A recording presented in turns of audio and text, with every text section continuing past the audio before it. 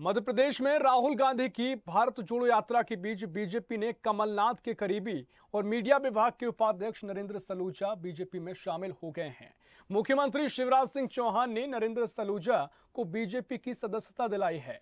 भोपाल में मुख्यमंत्री निवास पर सलूजा को बीजेपी का पटका पहनाकर बीजेपी में शामिल किया गया है। इस दौरान नरेंद्र सलूजा ने कहा कि मैं एक कार्यकर्ता के रूप में बीजेपी में शामिल हुआ हूं।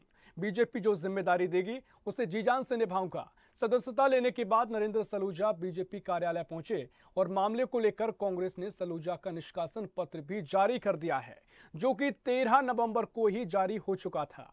पत्र में बताया है कि नरेंद्र सलूजा को 13 नवंबर को ही पार्टी से निष्कासित कर दिया गया है।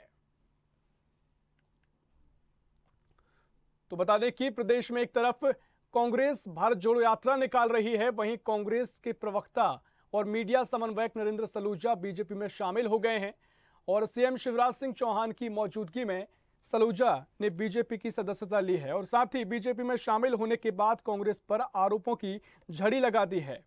बता दें कि पूर्व सीएम और प्रदेश कांग्रेस अध्यक्ष कमलनाथ के खास माने जाते हैं नरेंद्र सलूजा, जिन्होंने बीजेपी का दामन थाम लिया है और साथ ही अब कांग्रेस पर कई आरोप भी उन्होंने लगाए हैं। कमलनाथ पर गंभीर आरोप लगाया है। हालांकि सलूजा के बीजेपी में शामिल होने की स्क्रिप्ट पहले ही लिखी जा चुकी थी। और इसी खबर पर ज्यादा चर्चा के लिए बीजेपी से हमारे साथ गीत धीर जी जुड़ गए हैं और साथ ही कांग्रेस से जितेंद्र मिश्रा जी हमारे साथ जुड़ गए हैं। आप दोनों मेहमानों का बहुत स्वागत है। आज सबसे पहले मैं जितेंद्र मिश्रा जी आपके पास आना चाहूंगा। कांग्रेस के लिए बड़ा झटका हो सकता है, कांग्रेस किस तरीके से देख रही है? नरेंद्र सलूजा जी बीजेपी में शामिल हो गए हैं। देखिए, कांग्रेस के लिए ये कोई झटका नहीं है। नरेंद्र सलूजा पार्टी के कार्यकर्ता थे, कोई बहुत बड़ा चेहरा नहीं थे कि आपको लगे कि झटका लगा है। और हम तो ये जानते हैं कि किसी भी राजनीतिक दल में विचारधारा से व्यक्ति रहता है।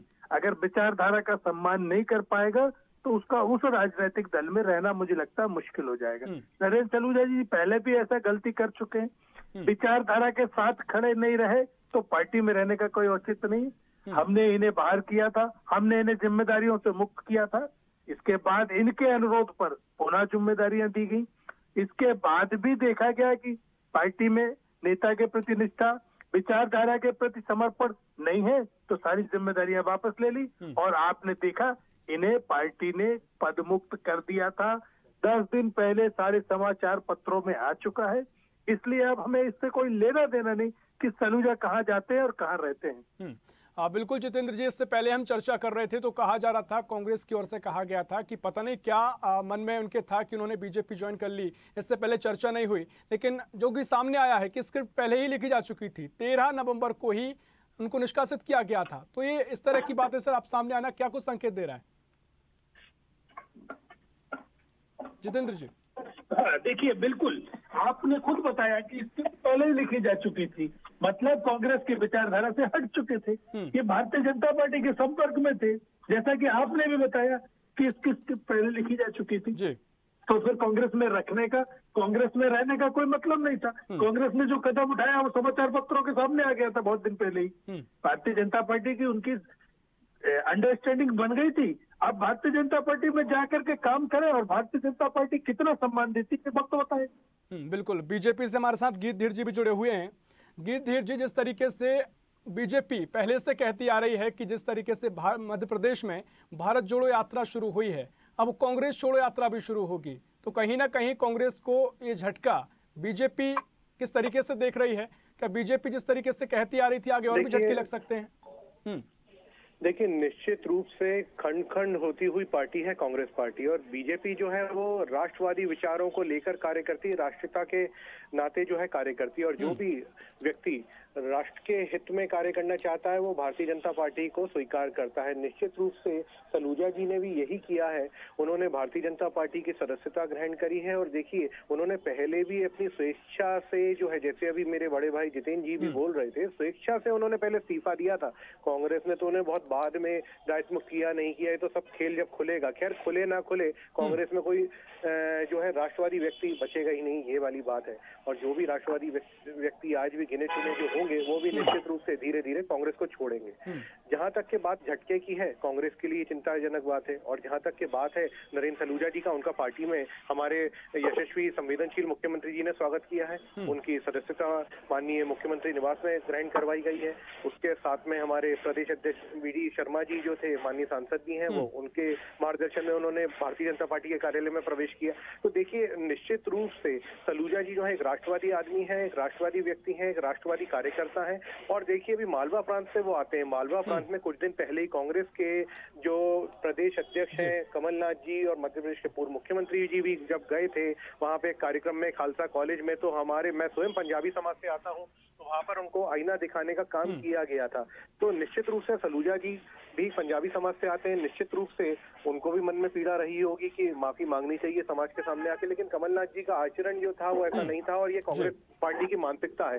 बेसिकली कांग्रेस के जितने भी लोग हैं ये अंग्रेजों की एक कमांडर के रूप में कार्य करते हैं। और ये कहना गलत नहीं होगा कि उसी रूप में कार्य करते हुए जो है जब देखा नरेंद्र सलूजा जी ने, तो उन्होंने कहा कि राष्ट्रवादी पथ पे मुझे चलना है तो भारतीय जनता पार्टी को चुनना ही पड़ेगा। बिल्कुल बिल्कुल, यहाँ उनका हार्दिक स्वागत है। जितेंद्र मिश्रा जी, यही सवाल जिस तरीके से नरेंद्र सलूजा ने बड़ा आरोप भी कमलनाथ पर लगाया है, पिछला विवाद प्रकाश पर्व को लेकर जो महासभा आयोजित की गई थी उसमें लेकर जो विवाद हुआ, सारा ठीकरा उन पर फोड़ दिया गया और तमाम तरीके से उनको नजरअंदाज किया गया। ऐसे कई आरोप उन्होंने कमलनाथ पर लगाए हैं और ये बड़ी वजह उन्होंने दी है कि वो पार्टी को छोड़ रहे हैं।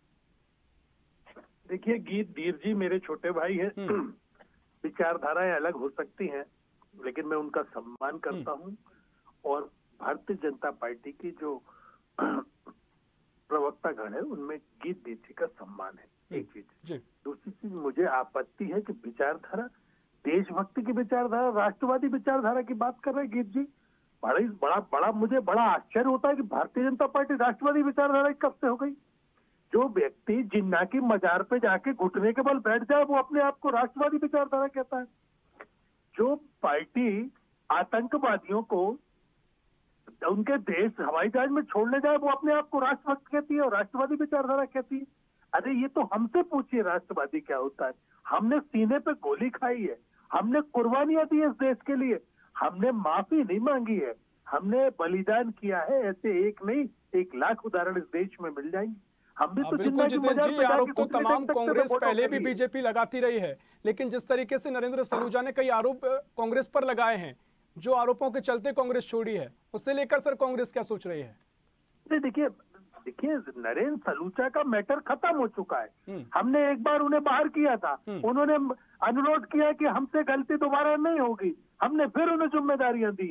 इसके बाद फिर उनकी विचारधारा पर कहीं ना कहीं हमको संशय दिखा, विचारधारा सशंकित दिखी, हमने उन्हें फिर बाहर कर दिया, पदमुक्त कर दिया। अब वो कहाँ जाते हैं ये कांग्रेस का प्रश्न नहीं। और कोई भी आदमी जाएगा तो निश्चित तौर पर आरोप लगाएगा, नहीं तो भारतीय जनता पार्टी में पूछेगा कौन इन्हें। इसलिए आरोप लगाना बहुत जरूरी हो जाता है ताकि नए नेतृत्व की नजर में आ सके। अगर आरोप नहीं लगाएंगे तो भारतीय जनता पार्टी कैसे लेगी इनको? बिल्कुल लगाना पड़ रहा है। मैं गीत धीर जी के पास आऊंगा, लेकिन जितेंद्र जी, अभी हाल ही में जिस तरीके से भारत जोड़ो यात्रा प्रदेश में चल रही है, अभी हाल ही का वीडियो सामने आया है जहां यात्रा में पाकिस्तान जिंदाबाद के नारे लगे हैं। एक तरफ कांग्रेस बीजेपी पर राष्ट्रवादी ना होने की बात कहती है, तो इस तरीके के यात्रा में नारे लगते हैं, इसे लेकर बीजेपी ने भी निशाना साधा है। खुद लोकेंद्र पाराशर ने ये वीडियो शेयर किया है, तो इसे लेकर सर कांग्रेस आगे क्या देखती है? नहीं, देखिए, मैं पहले भी बता चुका हूं, विभिन्न चैनलों पे विभिन्न पत्रकार साथियों के साथ में ये चीज आ चुकी है कि भारतीय जनता पार्टी किसी न किसी तरीके का षड्यंत्र करेगी। ये उनका 40वां षड्यंत्र है जिस दिन से यात्रा शुरू हुई। यानी बीजेपी षड्यंत्र कर रही है कि विवेकानंद की समाधि पे नहीं गए, तब आप लोगों ने विवेकानंद की समाधि का वीडियो जारी किया तो बैकफुट पे आ गए। फिर कहने लगे राहुल गांधी 40,000 की टी शर्ट पहन के घूम रहे हैं। आपने बताया कि टी शर्ट 4,000 रुपए में मार्केट में मिल रही है। फिर एक लड़की ले आए, पाकिस्तान लड़की, फिर उसका भी आपने कहा ऐसे पता। इसके बाद देखा आपने किस तरीके से राहुल गांधी की हत्या की साजिश, हमारे नेता गोविंद सिंह जी के कार्यक्रम में बम मिलना, ये क्या बता रहा है? ये इनकी साजिश है। अब पाकिस्तान जिंदाबाद की साजिश का वीडियो ले आए। चलिए गीत धीर जी जवाब ले लेते हैं, बात करने का प्रश्न। बिल्कुल जवाब ले लेते हैं गीत धीर जी। तो कई तरीके से जो आरोप कांग्रेस की ओर लगाए जा रहे हैं, जो भी तमाम मसले अभी कांग्रेस में देखे गए हैं, चाहे उमंग सिंघार का लेकर आरोप लगे, दुष्कर्म के आरोप लगे, या फिलहाल जिस तरीके से पाकिस्तान जिंदाबाद के नारे अभी हाल ही में लगे हैं, तो तमाम षड्यंत्र बीजेपी के बताए जा रहे हैं, कांग्रेस का ये कहना है। देखिए, उमंग सिंगार जी की पति पत्नी ने आरोप लगाए हैं, रेप के आरोप लगे हैं, गंभीर बात है। वैसे तो प्रियंका जी जो कहती हैं लड़की हूँ, लड़ सकती हूँ, इस टाइम में मध्य प्रदेश आई हुई हैं, क्या वो उनके परिवार की चिंता करने गई थी, क्या बात करी उस लड़की से? एक कांग्रेस के कहने की बातें अलग है, हम कहाँ से आ गए उनकी चौथी शादी करवाने वाले। हम तो बोलते हैं कि भैया परिवार जुड़ना चाहिए, और इस प्रकार के गंभीर आरोप के साथ तो कांग्रेस को उनका निष्कासन करना चाहिए था। जहां तक की बात होती है राहुल गांधी जी की यात्रा की, तो देखिए राहुल गांधी जी की यात्रा जो थी वो बोलते हैं कि नफरत को मिटाने के लिए शुरू की गई थी, लेकिन यात्रा की शुरुआत उन्होंने संघ की नेकर में आग लगाकर करी थी। अब बताइए, संघ कोई राजनीतिक संगठन तो है नहीं, वो तो एक सामाजिक स्वरक्षा का काम करने वाला संगठन है। उससे डर की और उससे नफरत की जो बात है वो तो राहुल गांधी खुद कर रहे थे। पोस्टर्स इन्होंने जारी किए थे इंटरनेट पे, सोशल मीडिया पे जगह जगह होर्डिंग्स लगे थे। तो ये तो राहुल गांधी और कांग्रेस की मानसिकता साफ उजागर करती है। जहां तक के बात आती है इनके आगे की पार्टी जो इनकी तितर बितर हो रही है, तो निश्चित रूप से वो गांधी जी का दिखाया हुआ स्थान था। उन्होंने बोला था ये एक आंदोलन था, देश आजाद हो चुका है, राष्ट्र की बात नहीं करी थी उन्होंने, क्योंकि तोड़ दिया था। तो जब देश आजाद हो चुका उसको समाप्त हो जाना, तो निश्चित रूप से इनके कमलनाथ जी और दिग्विजय सिंह जी कहीं ना कहीं शायद उसी दृष्टिकोण से कार्य कर रहे हैं, कांग्रेस को जो है समाप्ति की ओर ले जाने के लिए। और नरेंद्र सलूजा जी जो यहाँ आए, वो भी शायद आप समझिए कितना अपमान हुआ होगा वहां पर लोगों का, जहां पर तिरस्कार हुआ होगा, जहां पर लोगों की जानों के साथ खिलवाड़ हुआ होगा, और आज भी झूठी बातें कही जा रही हैं। यहाँ पर देखिए माफी मांगने वाली बात की जा रही है। अरे साहब, किसने माफी मांगी थी, किसने माफी मांगी थी? माफी मांगने का तो सवाल ही नहीं उठता। हम तो वो लोग थे जो इंदिरा गांधी की इमरजेंसी से नहीं डरे थे। इंदिरा गांधी जी ने जब इमरजेंसी लगाई थी तब भी हमारे लोगों ने प्राण चले गए थे, उनके ऊपर इतनी यातनाएं हुई थी, इतनी यातनाएं सही थी, शहीद हो गए थे राष्ट्र के प्रति, लेकिन उन्होंने घुटने नहीं टेके थे। यहाँ पर कांग्रेस को मालूम ही क्या है, कांग्रेस के लिए किसने यहाँ पर अगर ये लोग बात करते हैं इतिहास की भी, इतिहास उठा के देख लीजिए सरदार वल्लभ भाई पटेल जी के साथ क्या हुआ था। यहाँ पर हमेशा बिल्कुल गीतधीर जी तमाम जवाब लेंगे उनसे। कांग्रेस प्रवक्ता जितेंद्र मिश्रा जी, आज इस तरीके से पाकिस्तान जिंदाबाद के नारे भी लगे और बीजेपी कहती है इसमें बीजेपी का क्या षड्यंत्र होगा, लेकिन अब अगर नरेंद्र सलूजा की बात करें तो नरेंद्र सलूजा ही एक चेहरा नहीं है, इससे पहले भी तमाम चेहरे जो कांग्रेस से गए हैं। तो फिलहाल कांग्रेस के लिए चिंताजनक बात है, 2023 में विधानसभा चुनाव भी है, तो कांग्रेस एकजुट कैसे रहे, इसे लेकर भी कांग्रेस के लिए कई सवाल हैं। जितेंद्र जी, देखिए ये राजनीतिक दलों में आना जाना चला लगा। भारतीय जनता पार्टी के भी अनेक साथी कांग्रेस में आए, अनेक दलों से भी आए हैं, लेकिन इसमें प्रसन्नता की बात नहीं होती है। प्रसन्नता इस बात में होना चाहिए कि आपकी विचारधारा किस तरीके की है। अभी आपने देखा गीतधीर जी कह रहे हैं कि हमने 84 के दंगों में कुर्बानी दी है।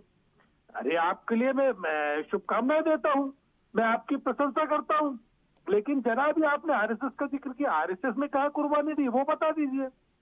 आरएसएस ने देश के आजादी की लड़ाई में कौन सा योगदान दिया? चूंकि जिक्र आपने किया कि वो सामाजिक संस्था है, अरे आपको बोलने से पहले सोचना चाहिए था कि ये राम माधव कौन है और ये जो दूसरे लोग संगठन मंत्री बन के आते हैं, ये क्या पूजा करने आते हैं भारतीय जनता पार्टी में?